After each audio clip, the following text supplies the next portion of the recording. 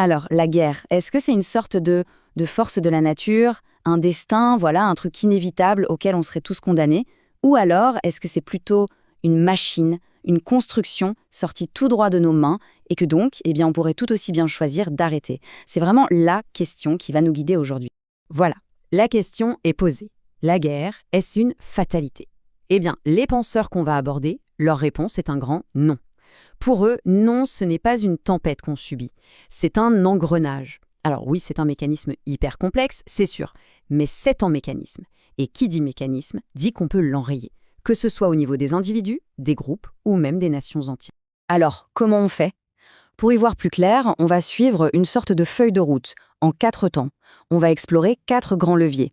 On va commencer par le plus personnel, le plus intime, c'est-à-dire la conscience, pour aller jusqu'à l'enjeu ultime, l'enjeu global, notre survie collective. Allez, on y va. Premier levier, l'étincelle de la conscience. Le principe, au fond, il est assez simple, mais il est absolument fondamental. Pour qu'il y ait une guerre, il faut d'abord déshumaniser l'autre, celui d'en face. C'est une condition sine qua non. Donc, logiquement, pour arrêter la guerre, il faut commencer par casser cette mécanique. Et cette citation, elle est incroyablement forte. Elle vient d'Erich Maria Remarque dans son livre À l'Ouest, rien de nouveau. Elle capture parfaitement ce moment de bascule, ce déclic. C'est cet instant terrible où un soldat se retrouve face à l'homme qu'il vient de tuer et il ne voit plus un ennemi. Non, il voit son propre reflet. Et c'est ça, la clé. C'est vraiment cette opposition. D'un côté, on a l'uniforme. Qu'est-ce que c'est? C'est une abstraction. Ça transforme un homme en ennemi, en cible, en simple numéro. Et de l'autre côté, eh bien, si on enlève cet uniforme, qu'est-ce qui reste? L'homme, l'humain, avec une famille, avec des peurs, une vie, tout simplement. C'est ça le point crucial. L'uniforme, ça fabrique un ennemi. Mais l'homme en dessous, c'est un frère en puissance. Cette prise de conscience, elle nous pousse encore plus loin, vers une idée très profonde qu'on retrouve chez Lao Tse. Et si le conflit à l'extérieur, la guerre, n'était finalement que le reflet d'un chaos à l'intérieur? Ça change tout.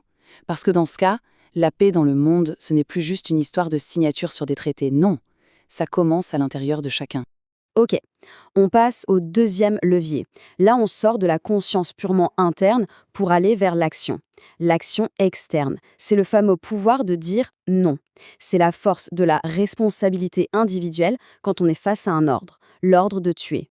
Et il y a une chanson qui incarne ça de manière radicale, c'est Le déserteur de Boris Vian. Dans ce texte, déserter, ce n'est pas du tout de la lâcheté. Au contraire, c'est l'affirmation morale la plus haute qui soit. C'est juste le refus pur et simple de prendre part à la machine de guerre. Et bien souvent, tout part de là, d'un seul geste, le geste d'une seule personne, un simple non. Mais ce non, tout seul, il peut avoir un pouvoir de contagion énorme. L'acte d'une seule personne, ça devient comme un appel à la responsabilité de tous les autres. C'est cette petite étincelle qui peut, qui sait, enrayer toute la machine. Et cette idée, elle n'est pas nouvelle. Beaucoup de penseurs ont critiqué, et même très violemment, cette idée d'obéissance aveugle. Pour Einstein, par exemple, marcher en rang sans réfléchir, c'est juste utiliser sa moelle épinière, pas son cerveau. C'est direct. Pour Donoso Cortés, le soldat, c'est carrément un esclave en uniforme, ce qui revient à dire au fond que pour faire la guerre, la première condition, c'est peut-être d'arrêter de penser. Sartre, lui, il met le doigt sur autre chose, une dimension sociale qui est absolument cruciale. Il dit « Quand les riches se font la guerre, ce sont les pauvres qui meurent ». C'est terrible, mais ça pointe une réalité. Ceux qui décident la guerre, ce sont très rarement ceux qui meurent sur le champ de bataille. Et du coup, l'obéissance du soldat, ça devient quoi? L'instrument d'une inégalité fondamentale. Bon, troisième levier. On change de perspective. On quitte le soldat, l'individu, et on monte d'un cran. On arrive au niveau des dirigeants, des nations.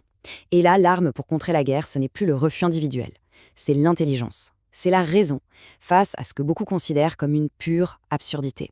Et cette phrase de Jean Guéhenno, elle est d'une simplicité redoutable.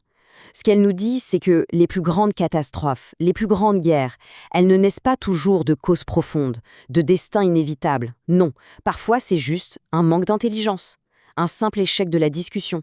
Tolstoï, de son côté, il décompose le truc. Pour lui, la guerre, c'est une chaîne de décisions humaines toute simple. D'abord, un dirigeant qui intrigue, ensuite un général qui obéit, et à la fin, un soldat qui marche. Ce n'est pas une force magique ou mystérieuse, c'est juste une suite d'actions. Et le point essentiel, il est là. À chaque maillon de la chaîne, quelqu'un aurait pu faire un autre choix. Et c'est exactement ça, l'enjeu de la fameuse pièce de Girardot, La guerre de Troie n'aura pas lieu. C'est l'histoire de négociateurs qui essayent, avec la seule force de leurs mots, de leurs raisons, de conjurer le sort, de déjouer un destin qui a l'air tout tracé. C'est la preuve, en quelque sorte, que le dialogue, la diplomatie, c'est une arme surpuissante. Une arme qui peut prouver que la fatalité, en fait, ça n'existe pas. Et on arrive maintenant au 4e et dernier levier. Et celui-là, c'est peut-être le plus puissant et aussi le plus terrifiant. C'est l'argument massu, l'ultimatum, celui de la survie de l'espèce humaine face à elle-même, face à sa propre technologie. Et ce qui a tout changé, c'est un seul concept, une seule invention, la bombe atomique. À partir de ce moment-là, c'est fini. La guerre ne peut plus être juste la politique continuée par d'autres moyens. Non, elle devient autre chose. Le risque d'un anéantissement pur et simple, total. C'est Albert Camus qui a résumé ce dilemme de la façon la plus claire qui soit. Pour lui, le choix est devenu binaire, absolu. C'est soit le suicide collectif, soit l'utilisation intelligente de nos découvertes scientifiques pour survivre. Il n'y a pas d'entre-deux, il n'y a plus de troisième voie. Du coup, la guerre est devenue par définition l'option la plus irrationnelle de toutes. Et c'est pour ça que Camus arrive à cette conclusion qui est magnifique. La paix, ce n'est plus juste un état passif, une sorte de pause tranquille entre deux conflits. Non, la paix devient un combat actif, une lutte de chaque instant. Et c'est même le seul combat qui vaille encore la peine d'être mené. Alors au final, la question, elle nous revient en plein visage. Si on a bien ces 4 leviers, la conscience, le refus, la raison et l'instinct de survie pour arrêter la machine, alors la vraie question, ce n'est plus « est-ce que c'est possible ?» La vraie question, c'est « est-ce qu'on va choisir de les actionner ?» Le combat est identifié. Maintenant, reste à savoir si nous allons le mener.